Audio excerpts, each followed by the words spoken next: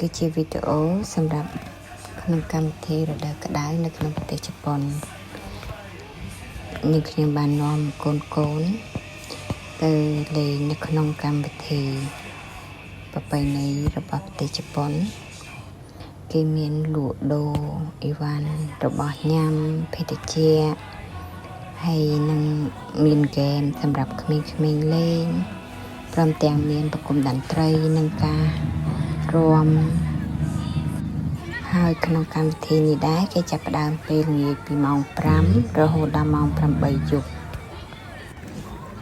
នៅក្នុងប្រទេសជប៉ុនគេឧស្សាហ៍មានកម្មវិធីតាមរដូវដូចជារដូវក្តៅរដូវស្លឹកឈើជ្រុះ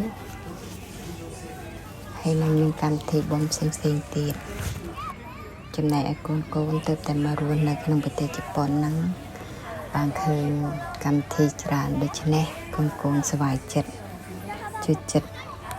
ចង់ទៅលេងនៅក្នុងកម្មវិធីនេះដែរប៉ុន្តែដោយសារតែកូន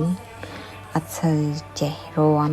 អត់សូវចេះច្រៀងចឹងទៅអត់បានចូលរួមជាមួយនឹងគេទេហើយឲ្យតែមានកម្មវិធីម្ដងហ្នឹងគឺកន្លែងលក់ដូរគឺដាច់មែនទែនជាពិសេសនឹងលក់តកកឈូសលក់ស្ករគ្រាប់លក់អីដែលប្លែកដែលតាក់ទាញចំណាប់អារម្មណ៍ក្មេងៗហ្នឹងគឺឪពុកម្ដាយមិនបាច់ចេញទៅណារួចទេគឺកូននឹងអុកទានៅហ្នឹងហើយគឺចង់បានរបស់ប្លែកនឹងយកមកសាកញ៉ាំដល់ពេលគេញ៉ាំរួចហើយគេថាឆ្ងាញ់ប៉ុន្តែតម្រាំទៅបានរបស់ហ្នឹងញ៉ាំឈរចាំនឹងជុកជើងចំណែកឯកូនពៅវិញក្តៅផងល្អូផងតែមិនជាអ្វីធ្វើជាពុំដៃទោះបីពិបាកមិនក៏ត្រូវតែទ្រាំឲ្យតកូនសប្បាយចិត្តចំណែកសាកូរ៉ាគេធំហើយគេមានមិត្តភ័ក្តិដែលរៀនថ្នាក់ជាមួយគ្នាហ្នឹងគេណាត់គ្នាមកលេងក្នុងកម្មវិធីនឹងដែរអញ្ចឹង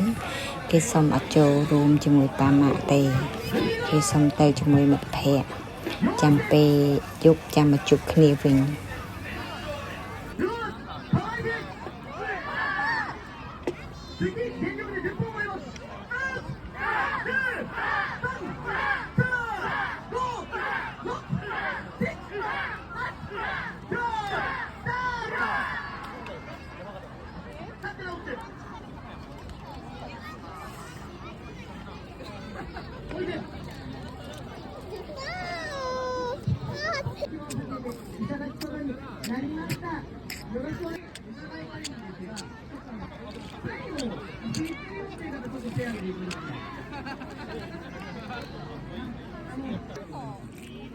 ណាខាំប៉ែអីខាំប៉ែអី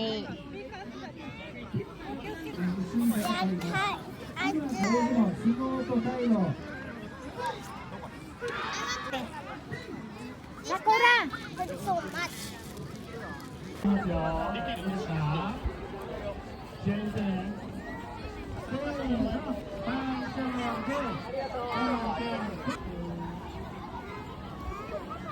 ហើយចំណែកកូនពៅមួយនេះវិញបាច់និយាយចាប់អត់ឈ្នះគេខ្វះកគេទៅដល់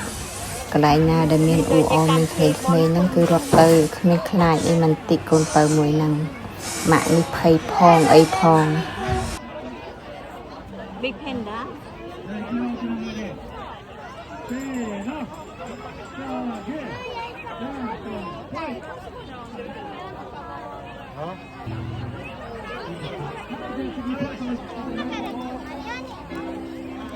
ឃើញពីណាក៏ច្រឡំតកូនហ្នឹងនេះ